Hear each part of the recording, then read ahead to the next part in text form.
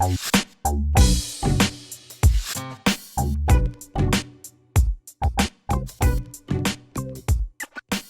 everybody, and welcome to a new episode of the Good Old Podcast. I'm Jacquie Franciulli for Wahoo's 24/7, and you can say it's been pretty busy around Virginia football recruiting. As you're well aware, the transfer portal is open for everybody, not just for grad transfers, not just for those experiencing a coaching change, and not just for FCS players. And it's been pandemonium on the portal. Several announced their decisions to enter the portal. And Virginia also had a few players enter the portal. Obviously, Brennan Armstrong, even before the portal officially opened, he entered his name in the portal as a grad transfer.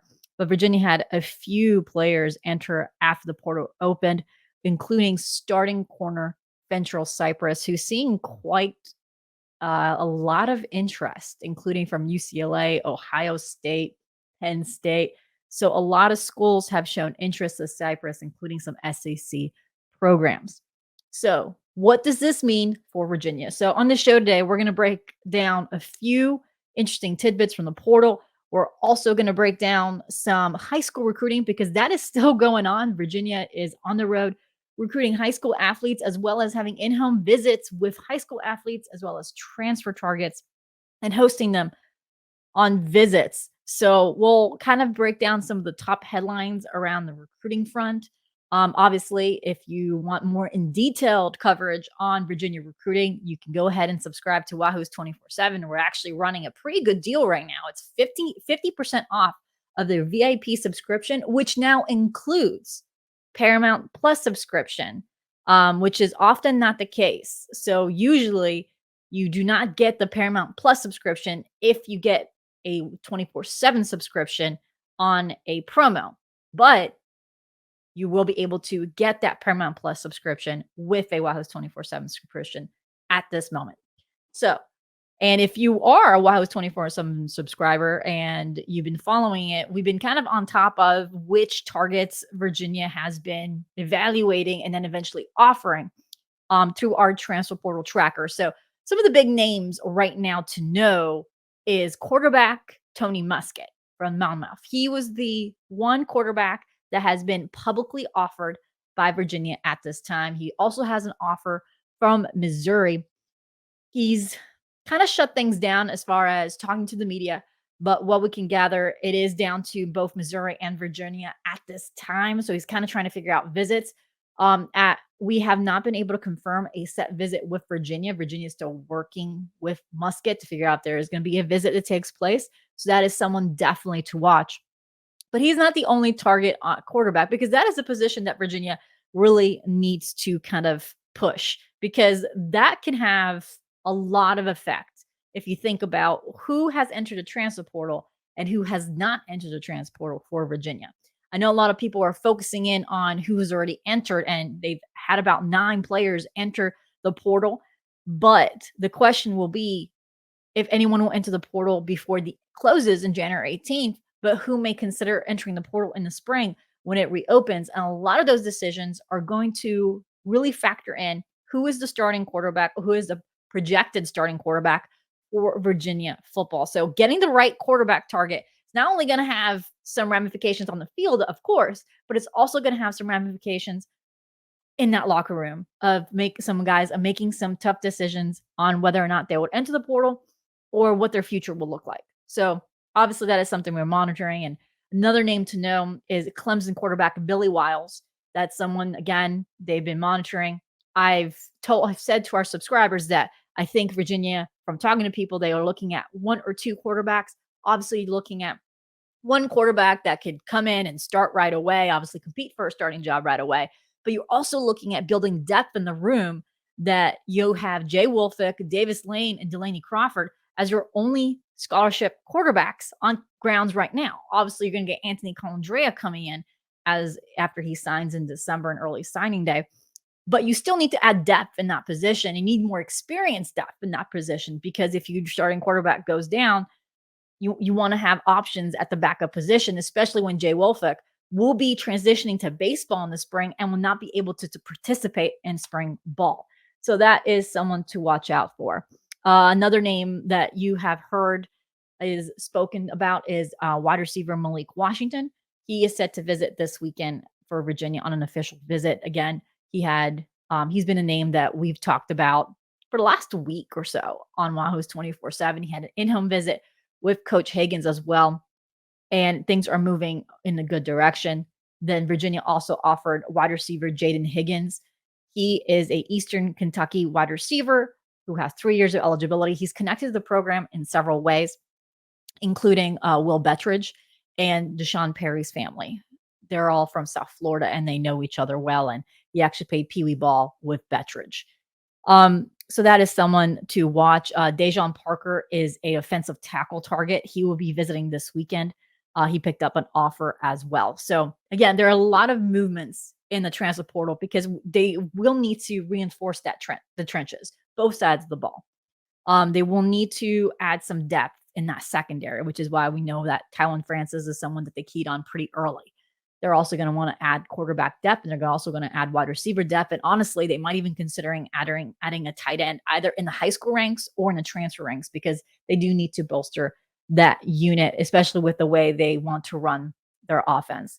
So those are kind of the big names. Obviously, if you go on Wahoo's 24/7, we have a list of over a dozen targets that they're eyeing or evaluating or in the process of kind of figuring out where they are on the board. Coach 2J was in Reno, Nevada, checking out 2 offensive lineman targets. So again, a lot of things are moving as far as the transfer portal.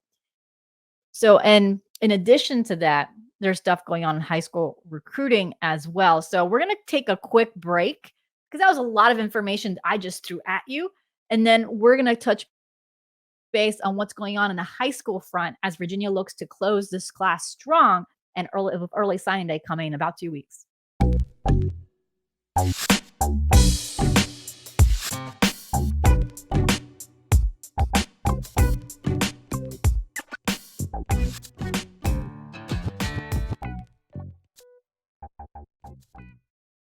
And welcome back to the good old podcast. I'm Jacquie Franciulli for Wahoo's 24/7. And for the first half of the show, first about 7 minutes, I threw a lot of information at you guys about the transfer portal. There's a lot of names out there about who Virginia has publicly offered, a lot of names that Virginia are going after or evaluating. It's a tough position to be with Virginia because not only do you have to see who fits your scheme, but you also have to see who fits your academic profiles. That is the biggest thing that I've had when people ask me is what does the academic restrictions mean for Virginia? And the reason why they usually go to grad transfers or guys that are very early in their college career has to do with credits. It has nothing to do with GPA. They could come from an Ivy League school and still not be able to come to Virginia. It has nothing to do with GPA. It's about credits. It's about translating the credits that they have in their school and finding a comparable credit at UVA. UVA doesn't have a broad, I guess, brochure or broad spectrum of undergraduate degrees in certain areas, undergraduate classes. So sometimes you don't have one that goes matches one for one. So you lose credits, but you still have to fill out your credit needs in a certain time span to remain NCAA eligible. So you can use your eligibility even though your GPA is fine. That has happened a few times and actually was in danger of happening for a current basketball player on Virginia's roster, but it didn't. So again, it's nothing about GPA. It's about that credits translating. And sometimes when it comes to grant transfers, you have to make sure that graduate school it also accepts them. So there's a lot of hurdles when it comes to Virginia and the transfer portal. So again, leaning on transfer portal is something that if you've heard me talk to you before, is something Virginia shouldn't rely on. Right now, it's understandable. But in the future, it's something they should not rely on too much because they're going to be restricted because of the admissions process. In high school, they received 2 big good news this week. They picked up 2 wide receivers. Jaden Gibson, who leads the country in wide receiving yards and touchdown passes. So he's a very talented wide receiver. He committed on his visit. Then you had Titus Ivy. He's also a talented wide receiver. We haven't heard his name much because this is actually his first year playing football. So he also committed. He actually committed a little bit earlier, but he publicly committed after his official visit this weekend. Moving forward, Virginia is still recruiting high school players as well as transfer portal. They also hosted two other official visitors last weekend. Sudarian Harrison, which is a talented wide receiver out of South Carolina, Lavelle Davis's high school, Woodland, and also James Hammond, a defensive lineman from St. Thomas Aquinas, who just got reoffered by Colorado, so Deion Sanders, and is taking an official visit to UCF after taking an official visit for Virginia last weekend. Coach Downing was in South Florida for an in-home visit. I think it was Wednesday. So Wednesday he was an in-home visit. So Virginia is really, really trying to secure him, and they really like him. And according to a source, Tony Elliott is expected to have an in-home visit with him next week. So after UCF official, when I talked to Hammond, it seemed that Colorado seemed like UCF was going to be his last visit. Now he possibly could visit Colorado if he wants to, because of the coaching change. He already had an official visit, but because of a coaching change, he can't take another one. But at last check, the only visit he had set was UCF. So Jason Hammond is another one to watch out for during the high school ranks. This weekend, they'll also be hosting other high schoolers. Coast Herbert, a commitment, is going to be on grounds, but they're also hosting two other high school targets. DJ Jones is this new offer from the state of Florida as well. Chris Slade offered him while he was down there. He's going to be on grounds as well. And then Mose Phillips is also going to be on grounds as well. He took an unofficial visit a couple weeks ago after picking up an offer, and then he'll be back on grounds this weekend. He just finished getting a Virginia Tech official visit last weekend. So again, they're still focusing on the high school ranks. As you can see there, you can see where the depth concerns are. Is in the trenches and at DB. And obviously they figure they need more depth at wide receiver, which is why you're seeing that push in those positions. So right now, the next 2 weekends, you're going to see a more focus on transfers to try to get on grounds. As far as high school players, they are evaluating that, but I could see Virginia kind of pushing back on a few of those high school evaluations that they've been looking at. They've always been evaluating players, but they might push back a little bit on that, see where they stand after early signing day, and see where they stand with some of these transfers, and then figure that out for national signing day. You always have a list of kids you might be able to push in that January period as well. And transfers could still take visits in January. So you can possibly see some movement there as well. But obviously, the key for Virginia, the biggest key, and something I touched down right with the start of the show, is going to be quarterback recruiting. Again, quarterback recruiting will affect a lot for UVA and where things stand. And they're also playing a numbers game. And this is something that I didn't touch on early in the show. On Wednesday, Greg Medea at Daily Progress reported that the NCAA is granting one extra year of eligibility for those seniors who would not have any more eligibility due to the shooting and all the traumatic events that happened with them, and then them losing 2 games. So guys like Anthony Johnson, Billy Kemp, Keaton Thompson, Aaron Famui, Jack Camper, Cam Butler, Devontae Davis, Ronnie Walker, all those guys can possibly have an extra year of eligibility. So that could also affect numbers as well. I really doubt Anthony Johnson will return. He accepted a Senior Bowl invite, and he has done pretty well for himself, and I expect him to still enter to the NFL draft, but he has the ability to come back if he wants to.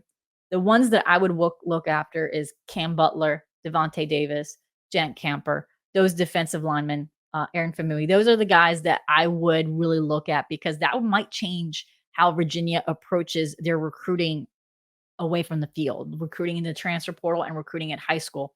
Because right now, that is something that they're trying to figure out with numbers on their D line.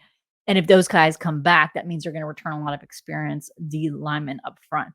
So that is how that rule changes. But again, that also factors into the 85 scholarship limit, because although those individuals will still have a year more, UVA is still restricted to the NCAA 85 scholarship limit. So it's kind of like the extra COVID year. You still have to meet the 85 scholarship requirement. So Virginia is still going to have to play around with what scholarship numbers they have. So that's the overview of what's going on as far as Virginia recruiting. We're going to see a lot more movement in the transfer portal moving forward, either Virginia players are going to decide if they're going to stay or they're going to go. A lot of them are trying to make decisions if they're going to take advantage of their COVID year, like Cohen King, who is a senior, but is able to take one more year and stay if he wants to. So we're still eyeing those decisions. And of course, we're looking at who is able to sign early and who is able to early enroll. And one of them is Jaden Gibson, who'll be early enrolling. So all that information will be coming out. And of course, you can subscribe to Wahoo's 24/7 to keep up to date on every day on what's going on. And obviously, I will be right back here on Good Old Podcast next week. Again, with everything in flux, I haven't set a day of the week where we will have a podcast until things kind of calm down a bit. So I'll be back next week to talk about not only where things stand in a transfer portal, but also how the official visitors really like their visits this week and where things stand. Because I imagine there might be one or two on this weekend visit that might be close to making a decision. So if you like what you're hearing, like how we're reporting on recruiting, make sure you subscribe to wherever you listen to your podcast. We're available on Spotify and Apple. And if you go ahead also and leave us a review and like this video on YouTube, that helps us with our algorithm as well. So thank you, everyone. And I hope you guys have a good rest of your week.